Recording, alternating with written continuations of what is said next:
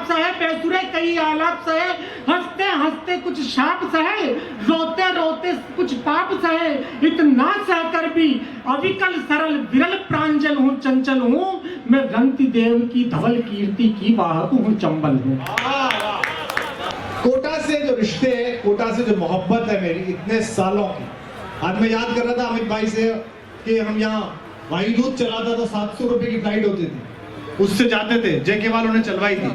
मेरे भाई भी यहाँ जेके में काम करते थे, जब मैं खुद ग्रेजुएशन में पढ़ रहा था तब आता था।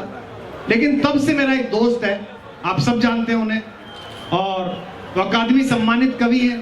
वो अकेला कवि है जिसे 10 बार दिल्ली बुलाओ तो 9 बार मना करता है, और एक बार हाँ करने के बाद पहले दिन मना करता है कि यार मन नहीं कर रहा। दूरदर्शन पे बुलाओ, कहीं बुलाओ, वो मना कर देता है। लेकिन जब अनिल ने कहा कि कार्यक्रम करना है तो मैंने अनिल से कहा भाई कोटा में तो मिलवा देगा अतुल कनक से? बोले हाँ जी मिलवा दूंगा। तो जो बच्चे बाहर के हैं, बेटा आपके लिए बहुत सौभाग्य की बात है कि आप उसी शहर में रहते हैं, वहीं सांस लेते हैं जहां दुर्गादान सिंह गौड़ जैसा हाड़ौती का महाकवि रहता है, जहां हिंदी कवि सम्मेलन को रसवंती संजीवनी देने वाले जगदीश भाई साहब रहते हैं, और जहां अपनी अना, अपने स्वाभिमान और अपने तेवर के लिए मंचीय लोकप्रियता और यश की ऐशनाओं को ठोकर पर रखने वाला अतुल कनक जैसा खुददार कवि भी रहता है। एक बार जोरदार तालियों के साथ अतुल का स्वागत करिएगा।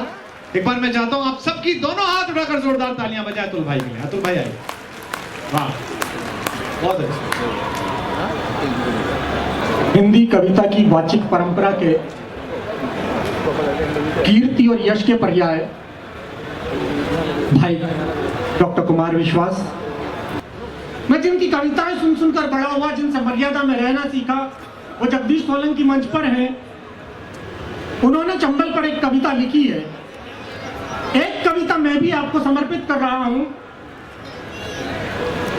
दुनिया के लिए चरमन्यवती हो सकती है, लेकिन हम कोटा वालों के लिए यह पुण्यवती है जिसने इस धरती को सौभाग्यवती बनाया है। इसलिए बिना किसी भूमिका के कविता शुरू करता हूं। चंबल बता रही है कि मैं क्या हूं। कैमरा इधर प्लीज जी। ऊंचे पर्वत से गिरती हूं, गहरी घाटी में बहती हूं, पाखंड भरे कुछ जाप सहे, बेसुरे कई आलाप सहे, हंसते हंसते कुछ शाप सहे, रोते रोते कुछ पाप सहे, इतना सहकर भी अविकल सरल विरल प्रांजल हूँ, चंचल हूँ मैं, रंगती देव की धवल कीर्ति की वाहक हूँ, चंबल हूँ। कविता की पंक्तियां बताने के पहले पुराण के 2 प्रसंग बताना चाहता हूँ, शायद किसी को याद ना हो। जब कुंती ने अपने बेटे कर्ण को नदी में छोड़ा था, उस नदी का नाम था अश्वत्थ। वो अश्वत्थ नदी चंबल में मिली, चंबल यमुना में मिली, यमुना गंगा में मिली, और तब जाकर कर्ण अपने पिता के पास पहुंचा था। जब द्रौपदी का चीर खींचा गया था, उस समय द्रौपदी ने शाप दिया था, ईश्वर करे उस नदी का पानी कोई नहीं पिए जिस नदी के किनारे मरे हुए जानवरों के चमड़े सूखते हैं। और ऐसा इसलिए किया था क्योंकि शकुनी के राज का एक हिस्सा चंबल के किनारे पर भी था। बढ़िया ज्ञान है। कविता दे रहा हूं। अद्भुत।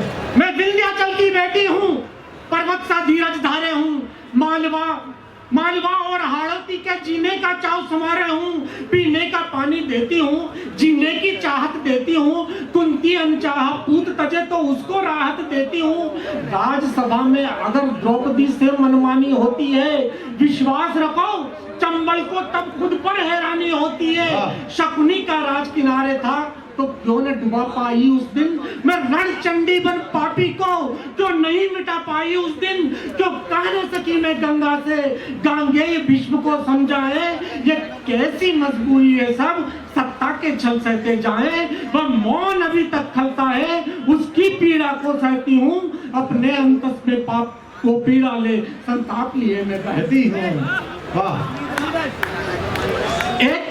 एक और चीज मैं बता रहा हूँ। कहते हैं कि चंबल विद्रोही है, चंबल के बीहड़ बहुत बदनाम है। कारण बता रहा हूँ कुमार, अच्छा लगे तो सबका आशीर्वाद चाहूंगा। ऋषि जमदग्नि के कुलदीपक, माँ रेणुका के सुत अभिराम, उस पर्वत पर जन्मी हूँ मैं जिस पर जन्मे हैं परशुराम, जिनकी गणना सृष्टि के साथ चिरंजीवी में होती है, पुण्य कथा जिनके जन्मन में स्वाभिमान को बोती है, सानिध्य मिला उनका पावन, इसलिए अभी मैं कपिला हूँ। कपिला मतलब पवित्र, सानिध्य मिला उनका पावन, इसलिए अभी तक कपिला हूँ। विपरीत दिशा में बहकर भी मैं चंबल सदा सलीला हूँ, क्योंकि कर्मों के कुठार से कुंठा उनको काटा है।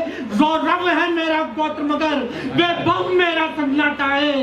विप्लव का बीज मंत्र लिए, विप्लव का बीज मंत्र लिए एक पानीदार बटोई हूँ। मैं परशुराम की भगिनी हूँ, इसलिए सतत विद्रोही हूँ। मैं परशुराम की भगिनी हुई, इसलिए सतत विद्रोही हूँ।